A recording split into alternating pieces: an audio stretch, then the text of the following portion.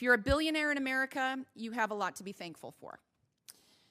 You've enjoyed a system that has worked in your favor for a long time now. You've had years where you pay zero in federal taxes, literally not 1 cent, while the workers at your companies actually pay their fair share. And now you have an incoming administration that wants to hand you more money and power at the expense of the rest of us. We're often told the definition of insanity is doing the same thing over and over again and expecting different results.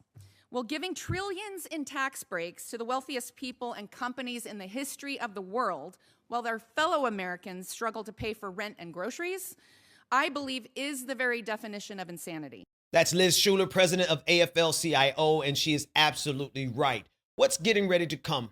Donald Trump's entire administration is already packed with more billionaires than any other previous administration. This administration, Trump, there's nothing populist about Donald Trump. Now, I want to set aside this idea of populism being inherently a good thing. There is good populism, and then there's bad populism. There's bad populism in the form of National Socialism, which I think Donald Trump clearly leans towards. But even then, Donald Trump is not going to do a single thing to help you if you are a working class individual or if you're a middle class individual. In fact, just as he did in 2017, Donald Trump is going to raise the taxes on you, middle class MAGA.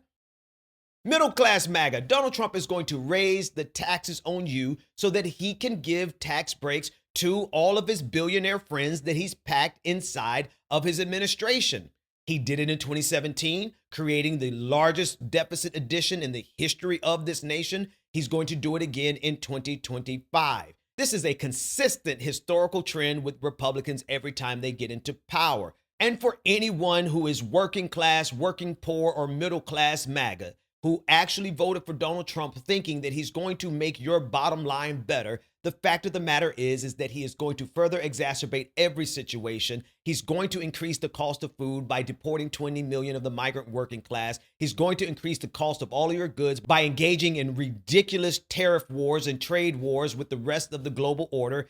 They're already making plans of getting rid of the Consumer Protection Bureau. Donald Trump is now talking about privatizing the Postal Service. So there's going to be a new expense for you. You're going to have to pay for your postal delivery. There's all kinds of ways that Donald Trump and this new administration are going to figure out how to extract even more wealth out of you. All the while you thought and you still believe that Donald Trump cares about your financial well-being.